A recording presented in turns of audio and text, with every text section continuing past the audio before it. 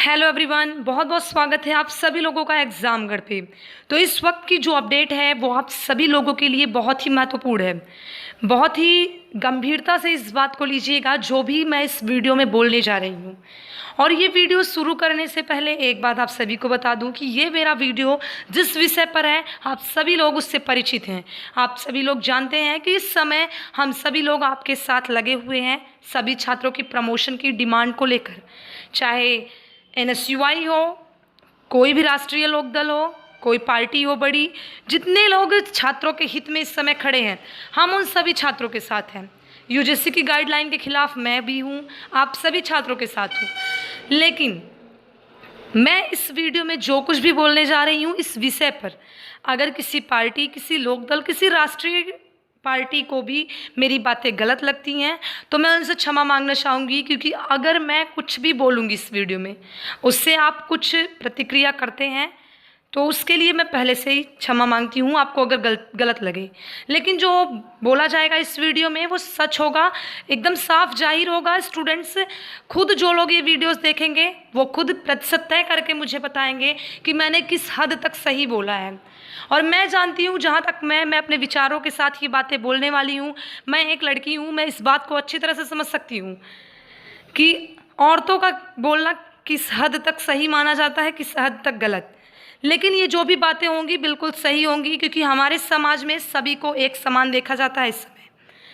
तो देखिए, आपको मैं बता दूं कि UGC की ये जो गाइडलाइन आई है, आप सभी जानते हैं कि देश में सभी छात्र देश के इस समय एक तरफ हैं UGC की गाइडलाइन को लेकर, खिलाफ है, उसके हित में नहीं है कि छात्रों के हित के लिए है। तो मेरा एक सवाल है आप सभी छात्रों से, अगर कोई पार्टी सत्ता में आती है तो उसे कौन लेके आता है? इसका भी आंसर आप दीजिए। मैं खुद आंसर दे रही हूँ कि जनता उसे सत्ता में लेके आती है, जनता उसे कुर्सी पे बैठाती है कि आप हमारे लिए सही डिसीजन लेंगे। लेकिन इस समय UGC इतना बड़ा मुद्दा था ही नहीं, लेकिन UGC ने खुद अपने आप को हाईलाइट बनाया है, खुद वो बाहर इतनी बड़ी प्रतिक्रियाओं में शामिल हो गया है, लोगों के बीच आ चुका है और ऐसे में वो जवाब नहीं देना चाहता है, बोल रहा है राजनीतिक हो रही है इन सभी मैटर्स को लेकर। लेकिन मैं आपको साफ बता दूं, किसी भी तरह की कोई राजनीतिक नहीं दिखाई दे रही है, क्योंकि सभी छात्र सामने आए हैं उभर के, उनका विरोध प्रदर्शन चल रहा है। और एक साफ बात है कि जब सत्ता में आती है कोई पार्टी तो उसे जनता लेके आती है, आप मेरे हित में फैसला लीजिए। लेकिन इस समय सरकार इस पर कोई प्रतिक्रिया नहीं दे रही है, यहाँ तक कि मोदी जी भी इस पर कुछ नहीं बोल रहे हैं, जिनसे सभी छात्रों ने 100 क्या 1000% उम्मीदें लगाई हैं। उन्होंने भी किसी भी तरह की कोई प्रतिक्रिया नहीं दी है, जहाँ देश के सभी युवा जूझ रहे हैं UGC की गाइडलाइन को लेकर। आपको मैं बता दूं कि ये जो भी UGC की तरफ से किया गया है, इतना बड़ा विरोध प्रदर्शन हो रहा है, आप सभी देख रहे हैं पिछले कई दिनों से। 6 जुलाई से जब से ये अपडेट्स मिली है UGC की तरफ से, सभी छात्र, सभी युवा संगठन कंटिन्यू विरोध प्रदर्शन में लगे हुए हैं। ऐसे में किसी न्यूज़पेपर के हेडलाइन में ये अपडेट्स नहीं आती है कि सभी छात्र कर रहे हैं विरोध प्रदर्शन UGC की गाइडलाइन को लेकर। आप में से अगर किसी ने भी देखा है तो प्लीज़ हमें बताइए या फिर लिंक शेयर करिए। मैंने अभी तक जो भी बड़े बड़े न्यूज़पेपर हैं, हाईलाइटेड न्यूज़पेपर हैं, उन सभी की ऊपर की हेडलाइन में नहीं देखा है। क्यों नहीं दिखाया जा रहा है भैया, हम पूछ रहे हैं। जब वही छात्र, क्योंकि आप सभी जानते हैं कि इस समय हमारे भारत देश में युवाओं की संख्या सबसे अधिक है, युवा वोटर सबसे अधिक है, युवा सभी को चुन रहे हैं, वो समझदार हो गए हैं, बालिग हैं, वो समझ के अपने पार्टी को किसी भी सत्ता में लेके वो कुछ कर रहे हैं। बड़ी संख्या में, बड़ी तादाद में युवा इस समय विरोध प्रदर्शन कर रहे हैं, तो क्यों उनके ऊपर कुछ नहीं कहा जा रहा है? और मैं ये साफ साफ बातें कहना चाहूँगी कि मोदी जी के लिए ये UGC की गाइडलाइन सबसे ख़राब है। उनके युवा वोटरों की संख्या सबसे ज़्यादा कम होगी, क्योंकि आप सभी जानते हैं अगर परीक्षाएँ हो जाती हैं, मान लीजिए आज गाइडलाइन आ रही है, DU में भी डेट तय हो गई है, उत्तराखंड में परीक्षा के विरोध में सभी छात्र हैं, परीक्षाएं अगर हो जा रही हैं तो आप खुद सोच लीजिए कि आगे क्या होगा, सरकार का क्या होगा, क्या सोच सकती है, क्योंकि ये किसी भी छात्र के हित में नहीं है। छात्र खुद सोच सकते हैं कि ये किसी भी छात्र के हित में नहीं है ये फैसला। तो ऐसे में UGC के तुगलकी फरमान ने कहीं मोदी जी के युवा वोटरों को सेध न लग जाए। देखिए, ये बातें मैंने नहीं लिखी है, बस मैं आप सभी से मुहैया करा रही हूँ इस बात से, जो भी अपडेट्स मुझे मिली है कि मोदी जी के युवा वोटर अब गए हाथ से। मेरी हेडलाइन ही आप देख रहे हैं थंबनेल की, ये बातें साफ हैं कि मोदी जी के युवा वोटर अब गए हाथ से, क्योंकि जितने भी युवा हैं सब विरोध प्रदर्शन में शामिल है। देश के कि लाखों युवा इस विरोध प्रदर्शन में शामिल है। आप पिछली वीडियोस देख के अंदाज़ा लगा सकते हैं कि कहाँ कहाँ पर विरोध प्रदर्शन चल रहे हैं। ऐसे में अगर उनके हित को ध्यान में नहीं रखा जाता है, आखिर यूजीसी की गाइडलाइन किस मुताबिक से किसको सही लगती है, हमें भी बताइए कि कौन से हिसाब से प्रथम और द्वितीय वर्ष के छात्रों को कोरोना हो जाएगा इसलिए उन्हें प्रमोट कर दिया गया। तृतीय वर्ष के छात्रों की गुणवत्ता बहुत ज़्यादा देखनी है इसलिए उनके एग्जाम्स करवाए जाएंगे। क्या 2 साल आपने हमारी गुणवत्ता नहीं देखी थी उसी महाविद्यालय में? जब हम 2 साल उसी में एग्ज़ाम दिए, पास हुए, तो 2 साल आप गुणवत्ता नहीं देखे। तीसरे साल आपको बहुत ज़्यादा गुणवत्ता देखनी है और तीसरे साल की मार्कशीट ही बहुत ज़्यादा इंपॉर्टेंट है। मेरे ये समझ में नहीं आ रहा है। अब देखिए आपको वो अपडेट्स दिखाते हैं जो बड़े न्यूज़ चैनल के माध्यम से प्रोवाइड कराई गई हैं। आप देखिए उन्होंने साफ साफ कहा है कि यूजीसी के तुगलकी फरमान से कहीं मोदी जी के युवा वोटरों की सेध न लग जाए। और मैं साफ साफ यही कहना चाहूँगी, अगर ये यूजीसी तक मेरा वीडियोस पहुँचता है, अगर यूजीसी का कोई भी सचिव, कोई सेक्रेटरी, कोई भी देखता है ये वीडियो, फिलहाल अभी वो लोग आंसर देने के लिए किसी भी चीज़ के लिए तैयार नहीं है। उन्होंने कहा है कि अभी राजनीतिक हो रही है इन सब पे।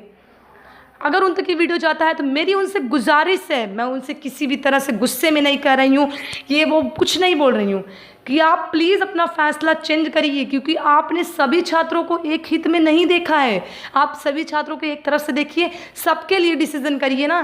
सभी छात्रों को प्रमोशन दीजिए या फिर एग्ज़ाम करवाइए तो सबका करवा दीजिए। आप देख लीजिए क्या होता है, जिम्मेदारी आप खुद ले लीजिए। उसके बाद चलिए वो अपडेट्स आप देख लीजिए एक बार। तो ये देखिए, ये हेडलाइन है कि यूजीसी के तुगलकी फरमान से कहीं मोदी जी के युवा वोटरों को सेध न लग जाए।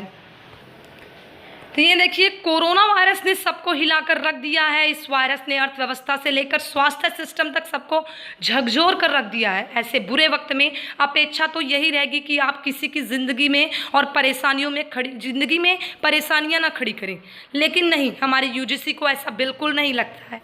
तो आपको बता दें कि जिस समय देश के सभी युवा संक्रमण से बाहर निकलने का प्रयास कर रहे हैं, इस बड़े भूकंप से बाहर निकलने का प्रयास कर रहे हैं, उस समय यूजीसी ने बहती गंगा में हाथ धोने का काम कर दिया है। अभी हमारे देश के भूले भटके भोले भाले छात्र कोरोना वायरस और भूकंप के झटके से संभले ही नहीं थे कि अचानक यूजीसी ने बहती गंगा में हाथ धोते हुए जारी कर दिया तुगलकी फरमान, एग्ज़ाम दो डिग्री लो। जी हाँ, एग्ज़ाम दो डिग्री लो। उस डिग्री का क्या मतलब है? मैंने अपने पिछले वीडियोस में एक हेडलाइन लिखी थी कि डिग्रियां ले, कफन के बाद डिग्रियां लेकर ऊपर जाएंगे क्या? मौत के बाद अफसर बनाएंगे क्या? अगर उस डिग्री से हमारी जान जाती है तो उस डिग्री का मतलब क्या है?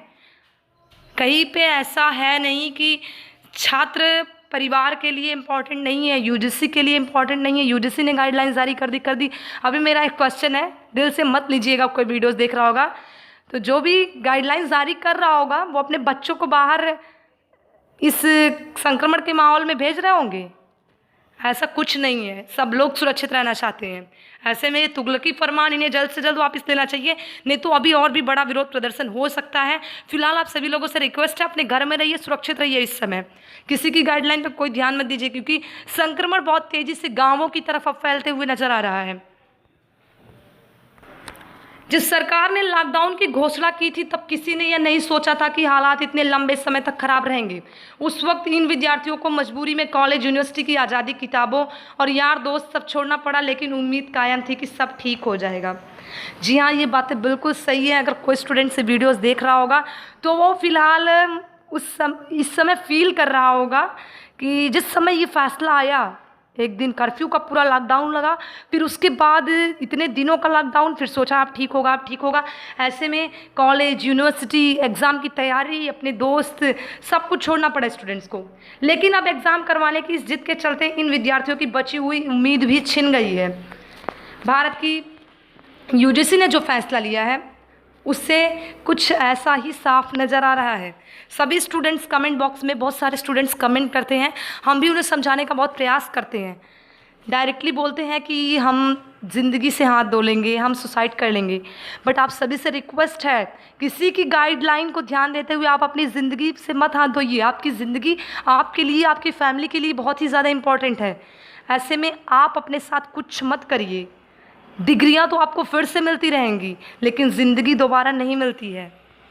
देखिए, यहाँ से जो अपडेट्स मिल रही हैं कि भारत के विश्वविद्यालय अनुदान आयोग यानी यूजीसी जो कि उच्चतर शिक्षा का जिम्मा उठाए हुए है, ने फैसला लिया है कि फाइनल ईयर के छात्रों को फाइनल पेपर देने ही पड़ेंगे। उनका कहना है कि अगर इन छात्रों को बिना पेपर दिए डिग्री दे दी तो डिग्री की वैल्यू नहीं रह जाएगी। लेकिन ऐसे में सवाल उठता है कि जब यूजीसी खुली नहीं, क्लासें लगी नहीं, तो मात्र एक पेपर देने से इन डिग्रियों में कौन से 4 चांद लग जाएंगे। जी, ये बातें साफ साफ है। पिछले वीडियोस में भी आपसे पूछी गई थी क्वेश्चन में कि डिग्रियों में कौन से 4 चांद लग जाएंगे। अगर 100 छात्र परीक्षा दे रहे हैं, 50 की ज़िंदगी भगवान के हाथ में है, तो ऐसे में 50 लोग डिग्री लेकर क्या करेंगे। और खुदा न खास्ता अगर ये विद्वान लोग पास भी हो गए तो हमारे एजुकेशन सिस्टम की बची कुची रेपुटेशन भी पानी में न मिल जाए। यदि हमारे होनहार छात्र बैठे बैठे जीतो जैकपॉट में उस्ताद हो गए तो फिर काहे की यूनिवर्सिटी और काहे का प्रोफेसर और काहे का वो सेमिनार रूम। वरिष्ठ पत्रकार राजदीप सरदेसाई ने बताया है कि यूजीसी के वाइस चेयरमैन भूषण पटवर्धन ने कहा है कि लोग जब शराब की दुकानों के लिए लंबी लंबी लाइनों में खड़े रह सकते हैं तो बाजार खुल सकते हैं, तो एग्ज़ाम देने में क्या हर्ज है। उन्होंने यह भी कहा कि क्षणिक सुख दिलवाने के लिए हम इन छात्रों के करियर से खिलवाड़ नहीं कर सकते। उन्होंने यह भी कहा कि यदि कोरोना के हालात ठीक नहीं हुए तो वो इस फैसले पर विमर्श भी करेंगे, लेकिन यह फैसला छात्रों में असुरक्षा पैदा करने के लिए काफ़ी है। जैसे गांव में माँ कहती थी ना कि सो जा बेटा नहीं तो गब्बर सिंह आ जाएगा, आज की माएँ कह रही हैं कि पढ़ ले बेटा कभी भी एग्ज़ाम आ जाएगा। ये बातें बिल्कुल सही हैं, आप सभी लोग पढ़ेंगे हंसी आ जाएगी आपको। ये जो हेडलाइन यहाँ पर लिखी गई है साफ साफ आप देख रहे हैं। वैसे लाखों छात्रों के एग्ज़ाम कराने में लॉजिस्टिक की प्रॉब्लम इतनी बड़ी नहीं है। हमारे विश्वविद्यालय में बड़े बड़े ग्राउंड्स हैं, सबको मास्क पहनने के एग्ज़ाम लिया जा सकता है। लेकिन जो बात हम भूल रहे हैं वो यह है कि 3 घंटे के एक पेपर में बैठने के लिए 20 हफ्तों तक क्लास लगानी पड़ती है। लाइब्रेरी में बैठकर पढ़ाई करनी होती है। पेपर का पास भी कर लिया तो उनकी डिग्री में थोड़ी बहुत वैल्यू तो बढ़ जाएगी, लेकिन जो शिक्षा उनको क्लास में प्राप्त नहीं होनी थी वो गायब हो जाएगी। जैसे शिक्षा का भी क्या फ़ायदा जो सीख न दे। अब आप लोग ही मुझे बताइए कि बिना लैब जाए क्या कोई इंजीनियर का विद्यार्थी प्रैक्टिकल दे सकता है। बिना मैथ से के कॉन्सेप्ट समझे कहीं हमारे अर्थशास्त्री और अनर्थशास्त्री बन गए तो। जब लाखों छात्र इस समय फाइनल ईयर के पेपर देने को फंसे हैं, एक बार यह भी तो पता चले इनमें से कितनों के पास लैपटॉप या कंप्यूटर है, और अगर है भी तो कितने लोग डेटा खर्च कर पाएंगे। दिल्ली यूनिवर्सिटी ने भी ऑनलाइन एग्ज़ाम की कोशिश की, लेकिन वो भी फ्लॉप सो ही साबित हुआ। हालात यह है कि जिन सरकारों ने छात्रों की सुनी भी थी, एग्ज़ाम कैंसिल किए थे यूजीसी के फरमान के बाद, अब वो भी एग्ज़ाम की तैयारी कर रहे हैं। ठीक ऐसा ही मध्य प्रदेश में सामने साफ साफ नज़र आ रहा है, क्योंकि मध्य प्रदेश में सभी छात्रों को प्रमोशन दिया जा चुका था बहुत पहले। ऐसे में यूजीसी की गाइडलाइन आने के बाद छात्रों में तनाव की स्थिति उत्पन्न हो गई है, क्योंकि आप सभी जानते हैं कि एक बार एग्ज़ाम पास करने के बाद स्टूडेंट्स का जो वो पढ़ने का मूड होता है वो एकदम चेंज हो जाता है, और फिर से कंटिन्यू एग्ज़ाम्स के लिए कोई अपडेट्स अचानक आ जाए। ऐसे में क्या हो सकता है स्टूडेंट्स के साथ, आप लोग स्टूडेंट्स हैं बखूबी समझ सकते हैं इस बात को। और ये देखिए, चलिए डेट शीट भी आ गई, तैयारी भी हो गई, परीक्षाएं चालू भी कर दी। बेशक ट्रेनें रद्द है, इंटर स्टेट लेवल पर एग्ज़ाम नहीं हुई है और रहने का ठौर ठिकाना नहीं है, लेकिन दी show must go on. Paper हो तो कर रहेगा भैया, वी डोंट केयर। अब बिखरते हुए छात्र जाए तो कहाँ जाए। इस समय सिर्फ 2 ही लोग उनकी आवाज़ उठा रहे हैं, स्टूडेंट्स पार्टियाँ, विपक्ष। जी हाँ, स्टूडेंट्स पार्टियां और विपक्ष दोनों में से किसी के पास कोई पावर नहीं है। वैसे आपको बता दूं कि भारत की औसत आयु 27 साल है और हमारी लोकसभा की औसत आयु 55 वर्ष। यही जनरेशन गैप है जो मुझे लगता है कि हमारे नेताओं को युवाओं के फैसले लेने में अक्षम बना रही है। पिछले साल सरकार ने करोड़ों रुपए खर्च कर युवाओं को वोट लेने की खूब कोशिश की थी, लेकिन ऐसे समय में जब उनको युवाओं की उम्मीदों पर खरा उतरना है, कोरोना की वजह से बिगड़े मानसिक संतुलन को ठीक करना है, पेपर दो की रट लगाना कहीं महंगा न पड़ जाए, कोरोना काल में यह रट कहीं युवा वोटरों में सेध न लग जाए। ये बातें बिल्कुल सही हैं कि पिछले साल जब वोट लेना था तो करोड़ों रुपए युवाओं के ऊपर खर्च किया गया कि युवा वोटर जब सबसे ज़्यादा होंगे, लेकिन आज जब उन्हीं युवाओं की कोशिशों पर इनको खरा उतरने की बात आ रही है, उन्हीं युवाओं की बात सुनने की बातें आ रही हैं, तब ये परीक्षा की रट लगाए बैठे हुए हैं जब उनकी डिमांड है प्रमोशन को। सो देखिए, जो भी अपडेट्स मिलती हैं, क्योंकि अभी केंद्र की तरफ से मोदी जी ने कुछ भी नहीं कहा। मैं आपको बता दूँ, अगर एक बार नरेंद्र मोदी जी आप सभी के हित में कोई फैसला लेते हैं तो वो चाहे जो हो, चाहे स्टेट हो चाहे सेंट्रल हो, कोई भी यूनिवर्सिटी हो, उसे मानना ही पड़ेगा। तो चलिए, उम्मीदें तो आपने भी लगाई हैं, हमने भी लगाई है, हम भी आवाज़ उठा रहे हैं, आप भी आवाज़ उठा रहे हैं।